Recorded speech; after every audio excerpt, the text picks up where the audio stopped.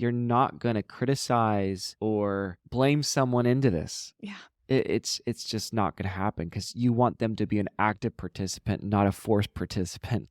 Mhm. So asking those questions of, hey, like, first of all, can we have a conversation just about our fun in the bedroom and open that conversation? Welcome to the Get Your Marriage On podcast. I'm your host, Dan Purcell, a Christian marriage and intimacy expert and coach. I'm on a mission to help couples have the best sex and most emotionally intimate marriages possible.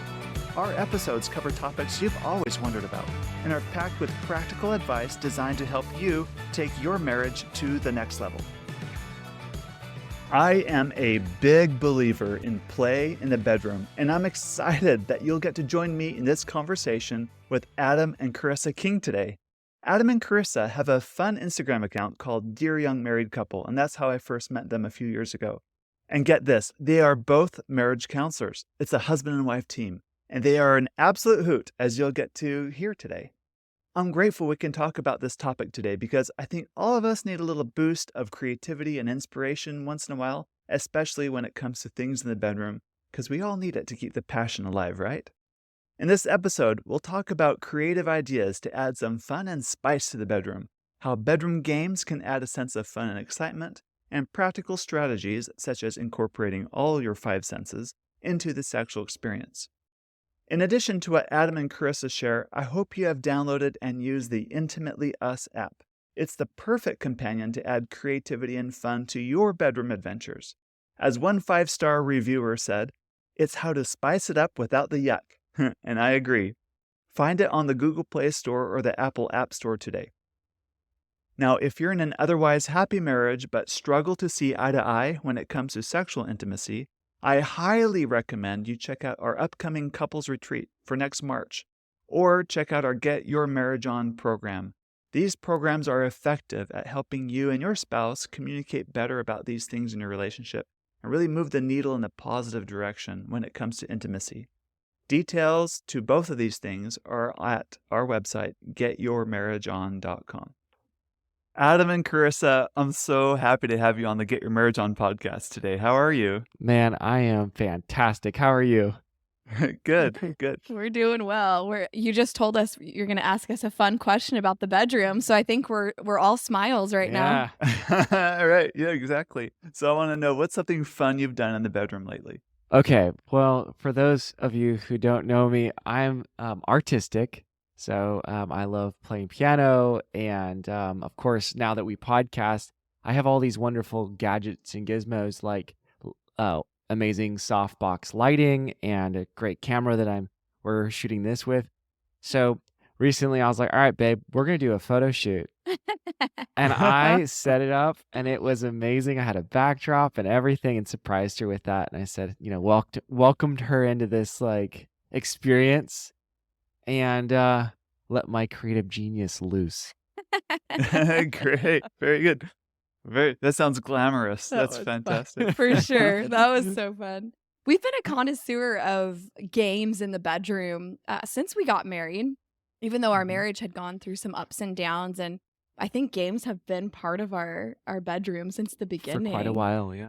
And that's part of the reason why, we gained a passion for what we do is we found that there's a lot lacking in the world of bedroom games. But one thing that was newer for us recently is we got one of those boxes that's like a surprise bedroom box. You don't know what's going to be in it. And I pulled that out for Adam a couple weeks ago, and it was really fun just to explore, like, we don't know what we're going to get. So it was fun. That's so good. Emily and I, my wife and I, we subscribe to a few of those bedroom boxes too. And we love them. They're great. Yeah. They're fun. A little surprise element. Yes. Fun. Yeah. Yes. Yeah. You kind of know it's going to be there, but you really don't know how it's going to play out until you actually open it and like do it. So it's like, exactly. Yeah, this is fun. Another fun one that's not recent, but was from a couple years ago was your Sheets and Ladders game. That's right. Yeah. Yeah. We did that. That was really great. Good memories. That's so good. Yeah. Great. What keeps couples from having fun in the bedroom? Well, I think there are many things, Mm. I think, that get in the way. And just to use some, I guess, research language, I'm sure your audience probably is aware of brakes and accelerators, Uh-huh. Emily Yep. Nagoski's work. And Sexual inhibitors and yes, exciters. Yep. exciters, Uh-huh. yes. And I think just an easy way of breaking that down is there are breaks, I think, or barriers to people getting into that fun, playful mode. Yeah. And that, I think, that could come in like three ways. First could be mindset. So people have shame or guilt. They have fear internally about maybe failure, performance anxiety. Those things can get in the way. Then you have connection. How safe is that connection for someone? I think is probably a big one. Yeah, for sure. If you're not feeling safe with your spouse, and that doesn't mean just physical safety. Most of the time, it's emotional safety. But if you're not feeling like you could trust them, or you don't trust the communication for that day, or there are unspoken desires, or just feeling generally disconnected from your spouse, then the connection can be a barrier. And then the third barrier category, if you will, is context. And so if there's stress from just life or parenting, or maybe there's like cultural or societal messages about sex. So, in faith-based circles, a lot of times there's shame around sex or sex is bad. That would be a context barrier. Or the lack of tools or just lack of inspiration for play, I think is a big one. When that's just not part of your world, that's another context barrier. Yeah, it definitely can be. And I like that. Mindset, connection, and context Yeah. are three things that off the top just interfere with having fun in the bedroom. Right. But don't you think couples just approach sex in light of those three things? They just take it too seriously. Oh, yes. For sure. Well, okay. So because this is a really fabulous question. And actually, we've had to work on this. Oh, yeah.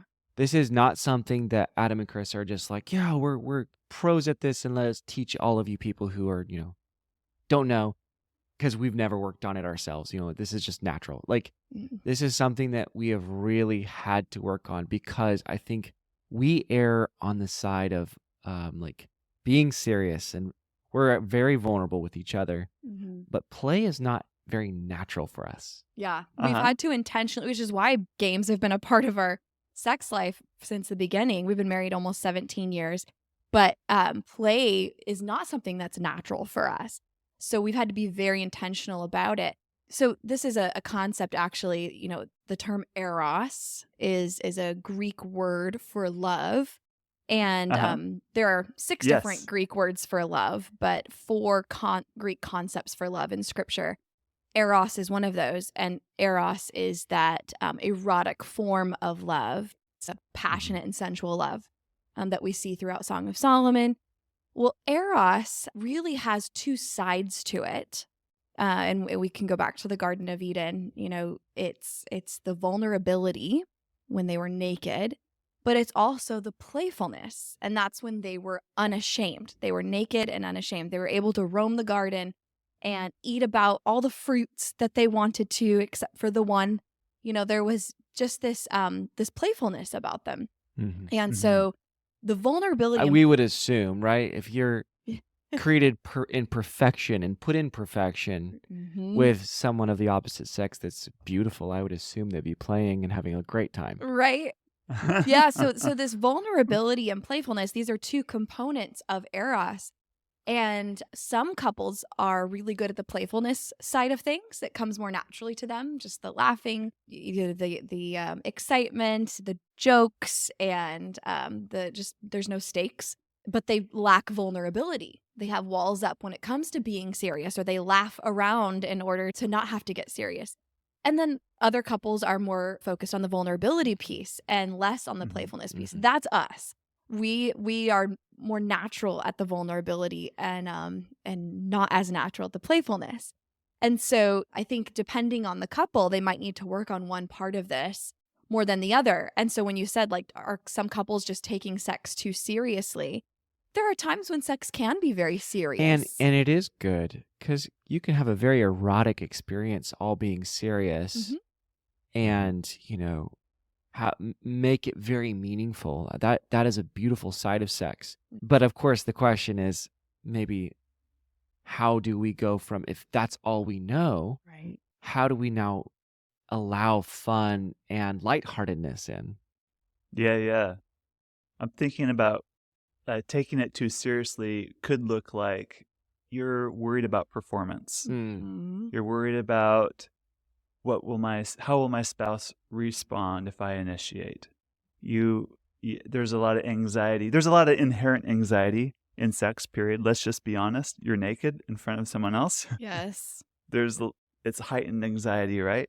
But we sometimes let that overtake, I think, the fun. And just letting your hair down and just being yourself with your Right. spouse. And Yeah. for some people, that's really difficult. And it doesn't come naturally, like what you said. It's something you work towards. You work on it. Yeah. And play is a great way to introduce that.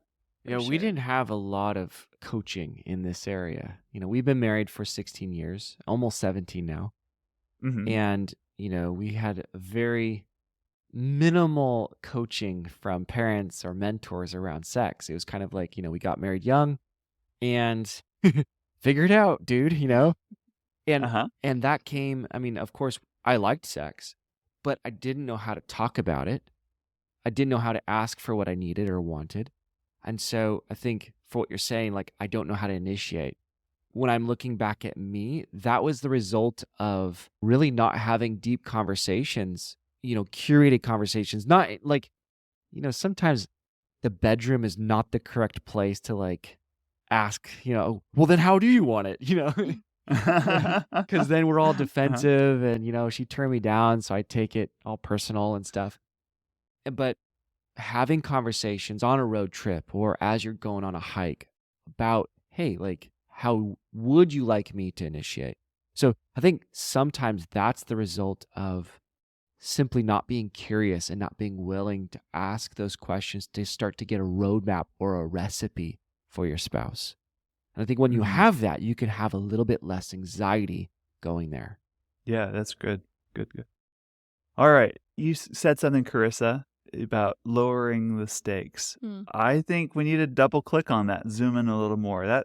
That's interesting to me. So, and this is piggybacking what Adam said too. Like, how do we approach sex when the stakes are so high, by the way? Okay, a little bit TMI perhaps. There was a season in our marriage where I really focused on my wife. I was very performative, very performance oriented in sex. Yeah.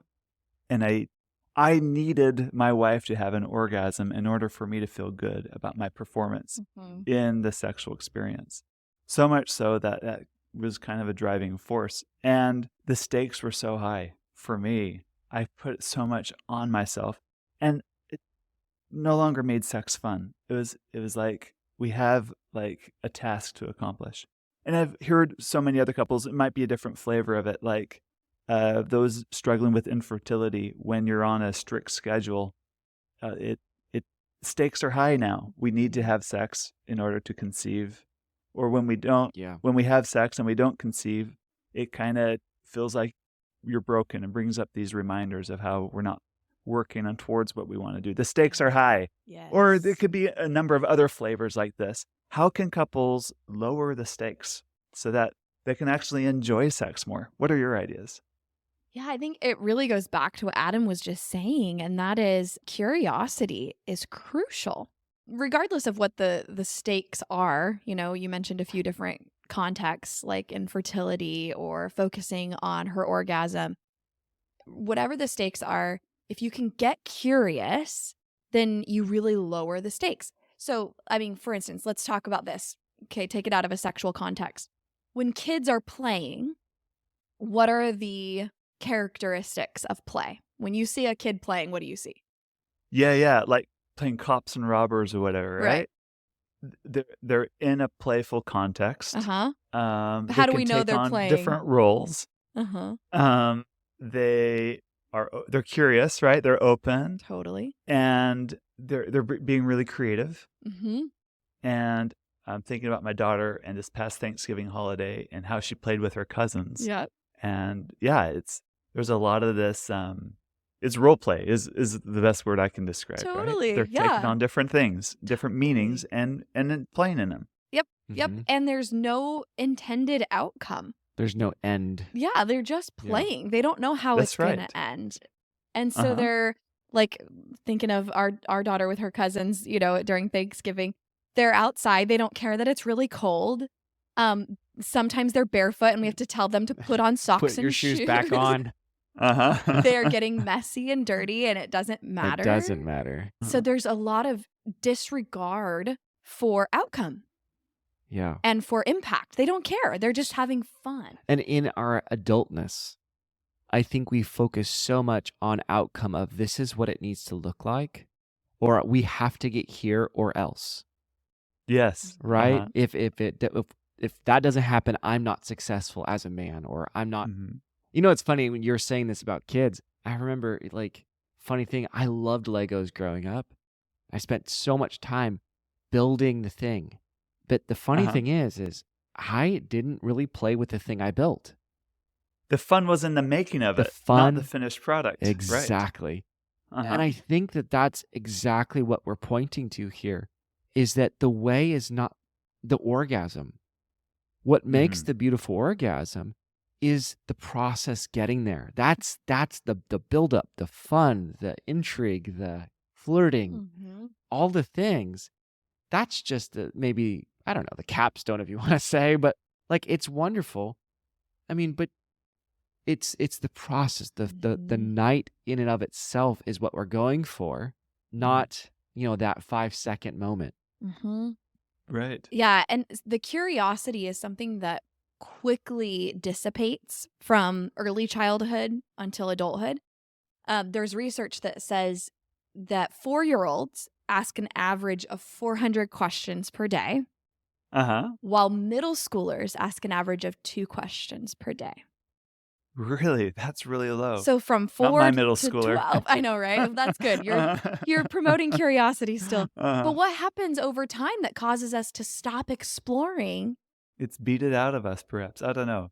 I don't know what the answer is. Yeah. I but- don't know either. I don't think we encourage it. I think we expect people to just have more answers Yeah. than question. And I think too, our educational system of hey, this is how you get an A. There's now an objective, Yes. standard of Uh-huh. excellence. Yes. I think we kind of drag that stuff back into sex. Yeah, yeah. Exactly. I mean, what's adaptive and helpful in one context is maladaptive in another Absolutely. context. We need to Yes. watch for that.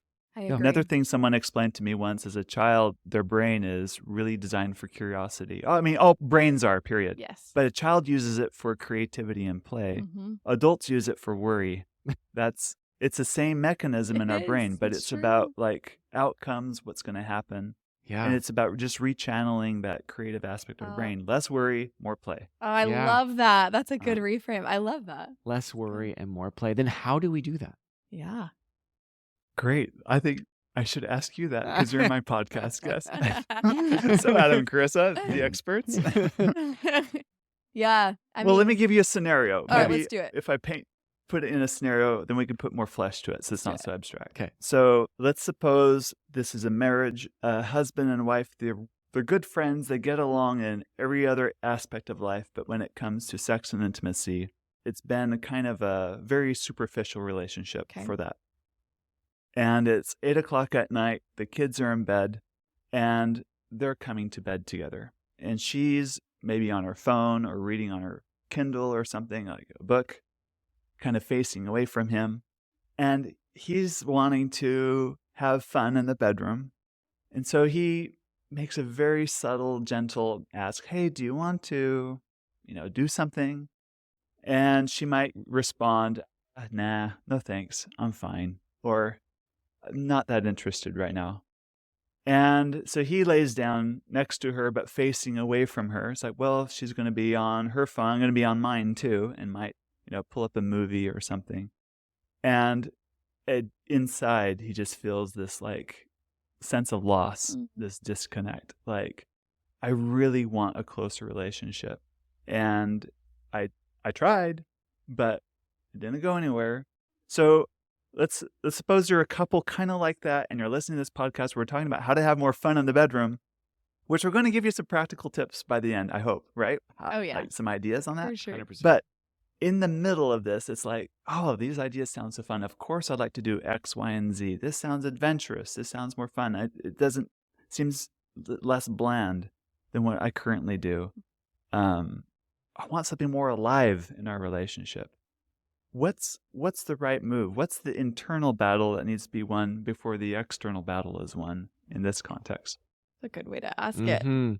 I like You want that. to take that? Sure. There's so many different ways we can go with this. Well, one approach. I'm just thinking about the research around the emotional floor plan. Jack Panskep he's the father of effective neuroscience, and a lot of people have come up with their own model based on Panskep's work. But the idea, and I won't go through all of the rooms, but the idea is that you have a floor plan in your brain when it comes to anything emotional.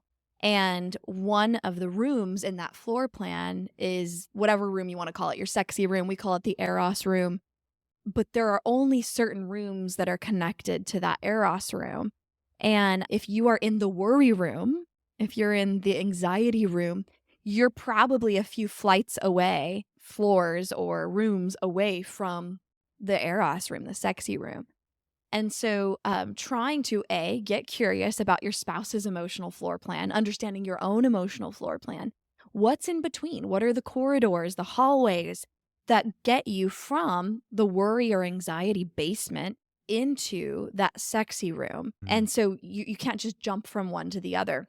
And so if you know this about your spouse, if you know what their floor plan is like, and you've had these conversations on a road trip or on a hike or on a date, when you're not in the initiation mode, then you can better initiate. You can go, hey, I know you're not feeling like jumping right in bed right now, or I know you're not feeling like getting it on, but what are some things that we can do to connect tonight that would just help us put us in that frame?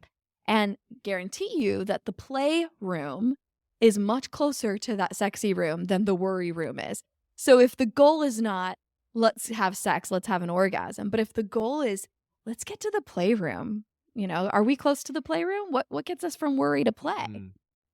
Right. Yeah. Yeah. I'd even say, just because I worked with so many couples around this, first approaching the approach is so critical to the conversation outcome. John Gottman showed this a long time ago, that the first 3 minutes of that argument determine the outcome.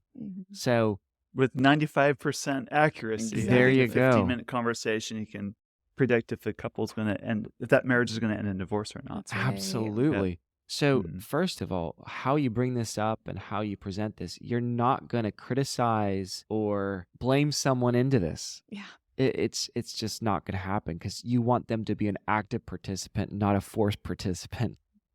So asking those questions of, hey, like, first of all, can we have a conversation just about our fun in the bedroom, and open that conversation? I would advise people even outside, not in the bedroom, not as a reaction to your frustration or your sadness around this. And then, like Krista was saying, getting curious of like, hey, if it's went well in the past, what was the context surrounding it?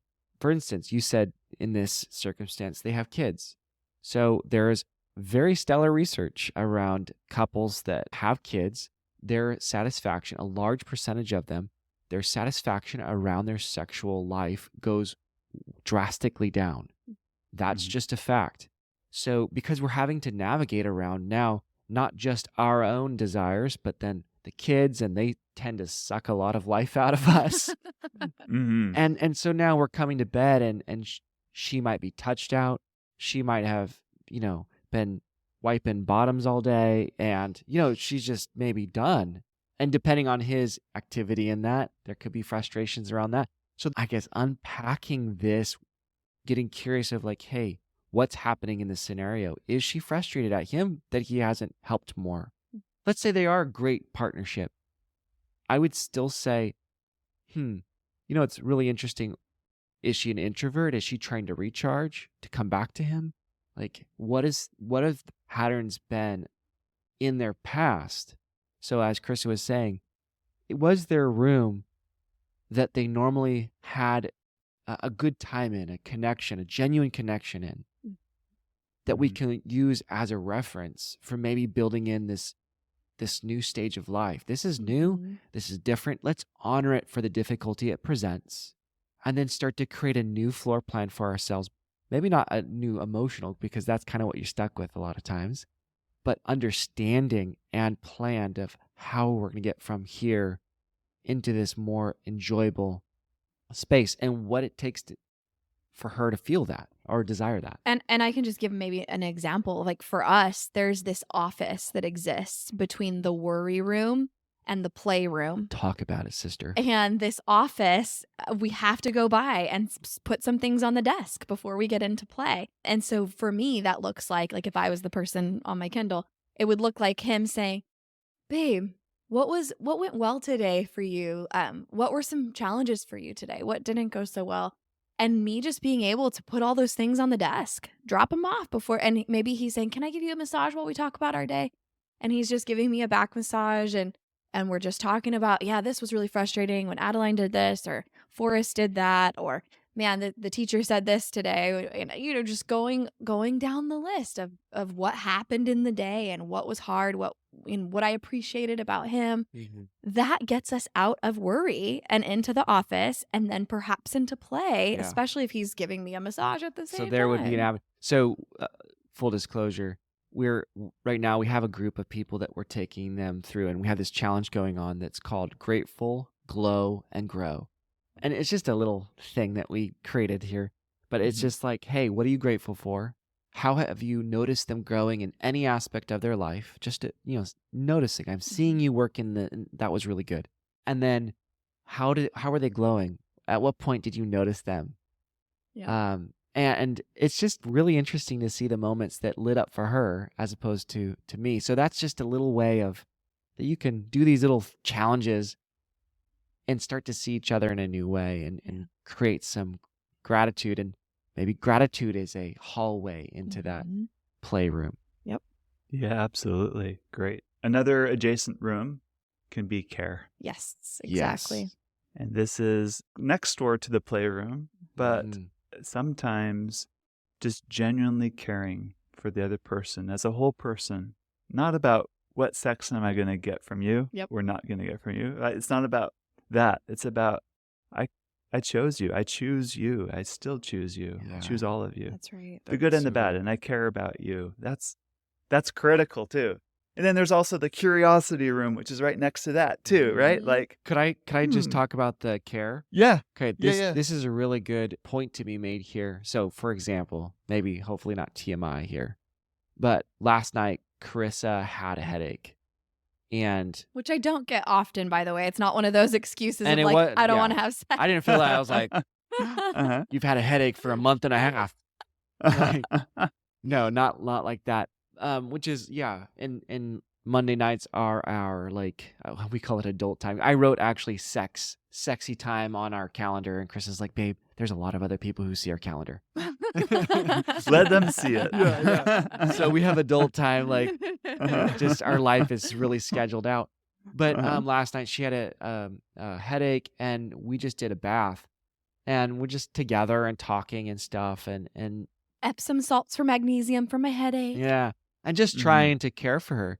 But this has not always been the case, especially for me, because I'm I show love by touching a lot of times, Mhm.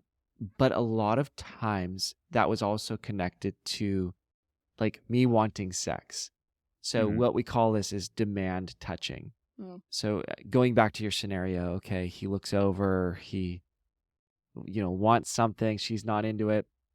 I didn't hear about him touching her or trying to connect physically or Mhm. emotionally before Right. he invited her into this space. Yeah. So for a lot of couples though, touching is a big turnoff because we're in the room and now finally for the first time in the day he's touching me.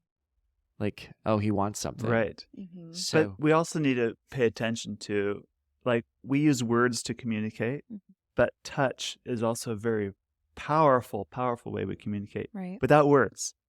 And you can just tell by the way a person touches, like, is this about because they really care about me and cherish me? Mm-hmm. Or is this a demand touch? No words are ever spoken. Yep. And it's not about timing. It's not because I haven't touched you during the day and now I'm touching at night. It's nothing to do with that, really. There's a communication in touch. That's true. Yep. Yeah. It's from the heart. It's like a manifestation. What's in your heart in that moment will manifest in the way you touch each other and hold each other. Yeah, and we are so tuned to reading what it is that's being done. Yeah. We really are. So, yeah, for those people like maybe there should be some touching and just holding, Caring. yeah, opening that The space. right kind of touch. Yeah. Yeah, and I know it all goes back to that conversation that needs to be had of like, hey, how would you like me to initiate? Like, what touch feels best to you? You know, or is he just going right to grabbing her boob, or like, what sort of touch is this? And I think that's needed, those kind of conversations of how they're interpreted, not just the intention, but also the interpretation, the story she's telling herself when he does want something or touching her. Yeah, good. All right, Adam and Carissa, you've worked hard on creativity, putting your creative juices together and making something more fun in the bedroom. Let's hear about your new product you've created, but also give our listeners specific ideas of what they can do maybe this weekend or the next week of some fun things they can do in the bedroom together. And I'll add some of my ideas too. Nice. Yeah. Okay. Well, just rewinding back, when we first started Dear Young Married Couple, we were very tools oriented. And we still are, but we wanted to create tools for couples to have more effective communication in general and about their sex life. And so we created card decks that helped them ask the right questions, the questions they don't think to ask. And we got a lot of good feedback on those. People still buy them to this day.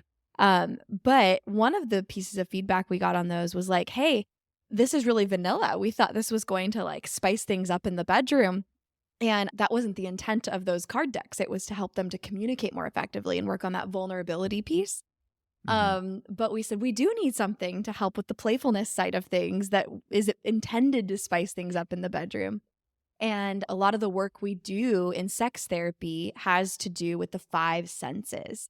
And anytime I would do a bridal shower gift or bachelorette gift, I'd try to incorporate the 5 senses and be like, oh, here's your 5 senses toolkit for the bedroom. So that was kind of the idea behind incorporating the 5 senses into a spice up your bedroom card deck.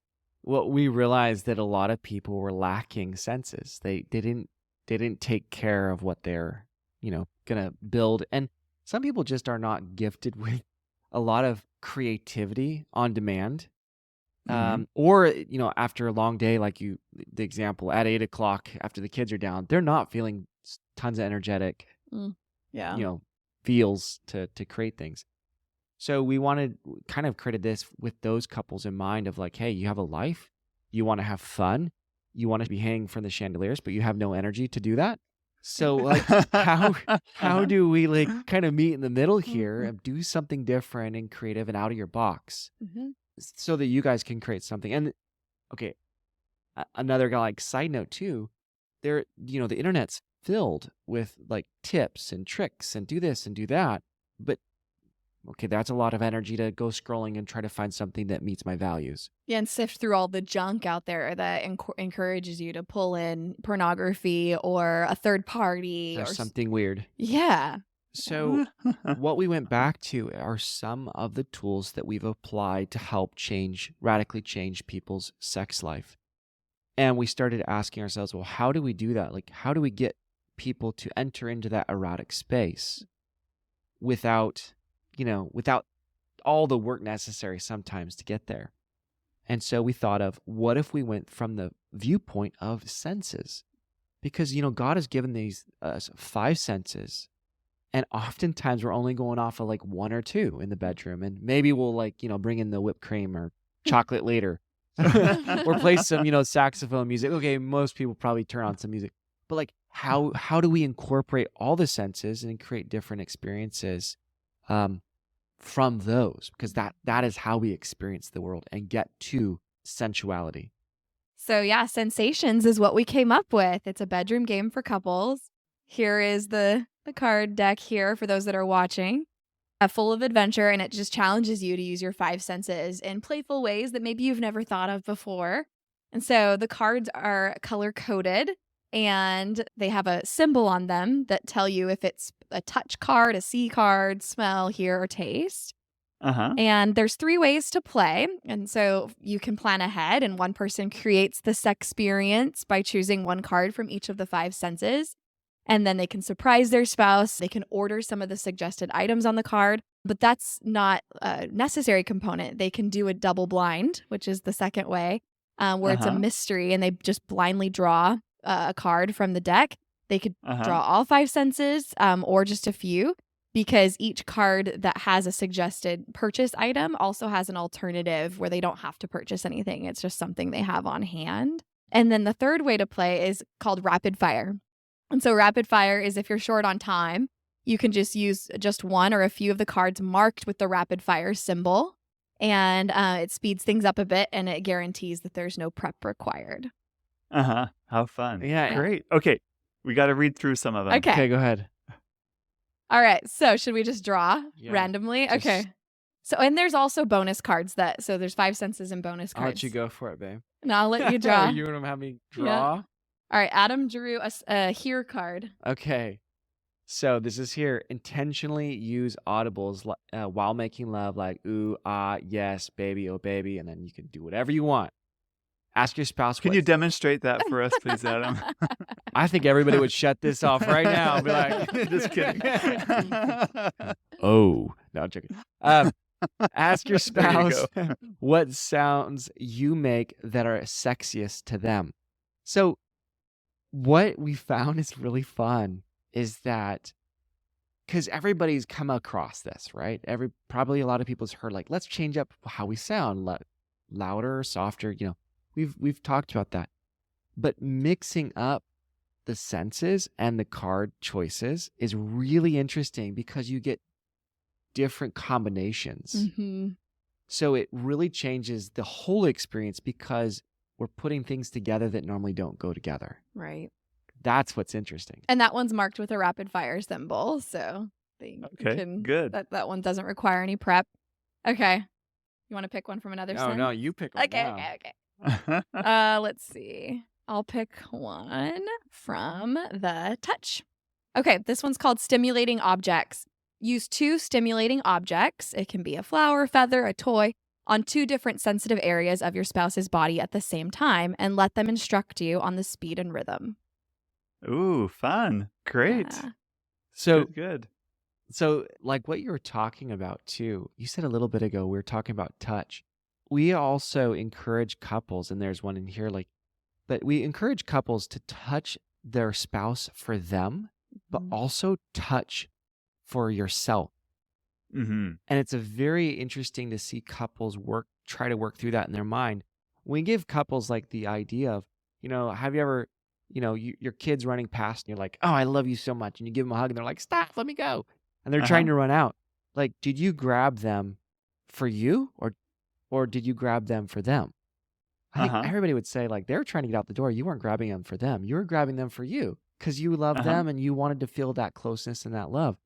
And so this is fun because it gives you these options to touch for you, but also touch for them. And some people get stuck in one of those modes, but there's ways of experiencing touch in 2 ways. Yeah. Mm-hmm. That's So- good. All right, one more. Okay. Okay, one more. So let's see. You got touch and hear. So pull a taste or smell or see. Sight. Yeah. Okay. Freedom pose. Lift your hands over your head while on the bottom. This creates a different visual for the person on top and brings freedom to the person on the bottom. You could even try the freedom pose while standing above your spouse. So there you go. And that's challenging. That's really hot, by the way. Yeah. Yeah. Yeah. From one guy to another, yeah. Seriously, like a lot of people hug themselves or close up, clam up Yep. when sex because they don't feel comfortable with their body. They don't like the way their body interacts when they're having sex. And so this is just challenging them like, hey, have that conversation. This might bring some fun and change up how it all looks and how it feels. Mm-hmm. So there you go. Definitely. There's some Yeah. fun. That also works during kissing. Yes. Like, kind of close up during kissing, or can you open up? And like, that's so good. I love it. Great. Yeah. All right. Couples need to have more fun in the bedroom. Amen. We do. Yep. Yeah. So we need do. to just have fun. Not make it so serious we're going out after a goal. That's not the point. It's, can we play together? Kind of like that childish play. I like what we Yeah. talked about with the different rooms too, and understanding that rooms connected to other rooms. We want to get to the Eros room, or Eros room as you pronounced it. Mhm. But there's rooms in between that we need to focus on. It's the adjacent rooms is how you get there. Yeah. That can be done through play. Let's Mhm. make the bedroom a place of play. Absolutely. Amen. There you go. great. Go do it. Go have fun. All right, very good. Where can people go to learn more about you and get your sensations deck? Yeah, they can go to dearyoungmarriedcouple.com and they can click on the card decks link. It'll take them to all of our card decks, including Sensations. They're available on Amazon. And if they want to check out the podcast, they can search for Dear Young Married Couple and listen to the podcast. And we're also on social. Very good. Thank you. Absolutely. Thank Thank you. you. Thank you for listening to this episode. Please share it, along with our apps Intimately Us and Just Between Us, with your married friends. I promise they will thank you for life. If you want a more meaningful sexual and intimate connection in your marriage, I invite you to check out my Get Your Marriage On program. Over 100 couples have said this program packs tremendous value and has helped their intimacy grow to the next level. Now, go get your marriage on.